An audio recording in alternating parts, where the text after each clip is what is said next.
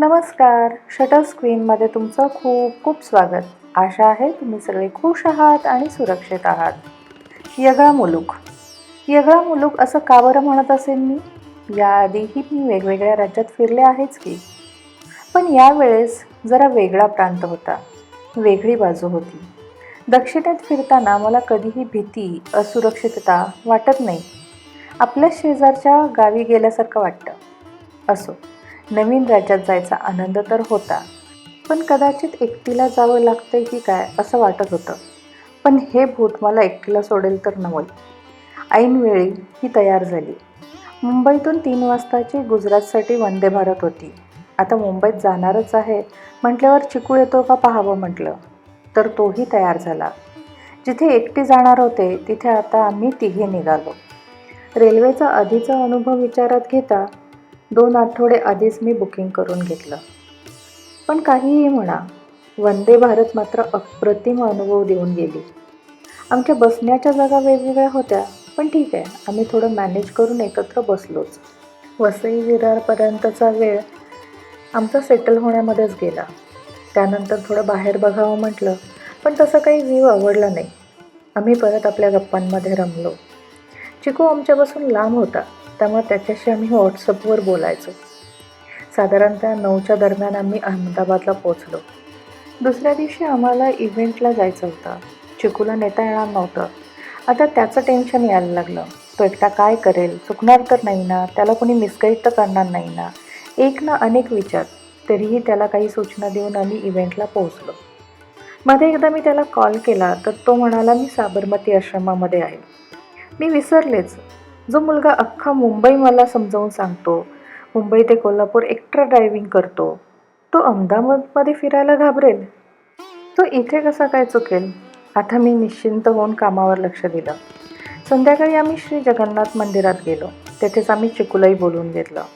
आम्ही त्या मंदिरात बराच वेळ घालवला. अर्ध्याहून अधिक आमचा कंटाळा किंवा ताणतणाव तिथंच निघून गेला. काहीतरी वेगळे पण नक्कीच आहे त्या मंदिरात. आम्ही काय असेल म्हणून जरासा शोध घेतला. मग आम्हाला कळलं की जगन्नाथपुरीनंतर सगळ्यात मोठी जगन्नाथ यात्रा ही येथे निघते. अनाहूतपणे आम्ही तिथे गेलो, पण चांगला अनुभव घेऊन तिथून बाहेर पडलो. बाहेर जाऊन आम्ही थोडी परत भटकंती केली, खूप पायपीट केली, खूप चाललो. त्याच्यानंतर थोडीशी पेटपूजा केली आणि मग परत छान विश्रांती घेतली. आता आम्हाला दुसऱ्या दिवशीचं प्लॅनिंग करायचं होतं. साधारण 1 वर्षापूर्वीचा हा प्रवास आहे. पण आजही हा व्हिडिओ बघताना किंवा ह्याचा व्हॉइस ओव्हर करताना मी त्या आठवणीत रममाण झाले. कारण खरंच ती ट्रिप आम्हाला खूप काही शिकवून गेली होती. आम्ही एका स्ट्रेसमध्ये असताना सुद्धा ती ट्रिप मात्र खूप सुंदर आम्ही पार पाडली होती. या ट्रिपला चिकूला घेऊन जाण्याचा मला एक फायदा पण झाला. तो म्हणजे मला त्याच्याकडून छान छान व्हिडिओज आणि फोटोज पण काढून मिळाले. त्याला स्वतःला व्हिडिओग्राफी आणि फोटोग्राफीची खूप आवड आहे. त्यामुळं तो इतरांचे खूप सुंदर सुंदर फोटो काढतो आणि त्या कलेमुळे मला माझा फायदा करून घेता आला. मला या ट्रिपमध्ये खूप छान छान फोटोज पण मिळाले. दुर्दैव असं की काही तांत्रिक गोष्टींमुळं आम्हाला बडोद्याचं शूट काही करता आलं नाही. पण साबरमती आश्रमात मात्र आम्ही खूप छान वेळ घालवला. तिथे खूप छान फुटेजही मिळालं आम्हाला, जे तुम्ही आता पुढे पाहालच.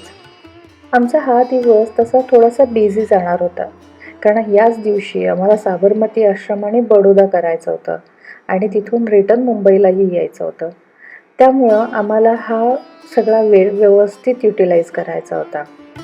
यासाठी आम्हाला लवकर रूममधून बाहेर पडायचं होतं. तिथून आम्हाला साबरमती आश्रमात जायचं होतं आणि आमचं पुढचं प्लॅनिंग एकतर गीर अभयारण्य किंवा बडोदा असं होतं.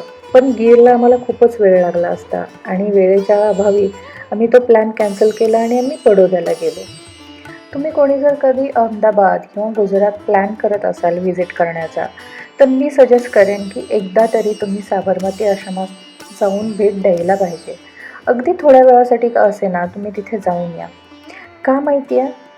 ते एक असं ठिकाण आहे जिथे तुम्हाला कोणीही शांत बसा असं सांगत नाही, पण तिथली शांतता ही तुम्हाला आत्ममग्न करायला लावते. जसं आम्ही तिथे पोचलो, आम्ही एक अनोखी शांतता अनुभवली. तिथे बरीच गर्दी होती, लहान मुलं होती, मोठी माणसं होती, तरीही एक शिस्त आणि शांतता तिथे होती. त्या वातावरणातल्या गांभीर्यामुळे आम्ही जे आजवर गांधीजी वाचले होते, त्याची अनुभूती आम्हाला तिथे मिळाली.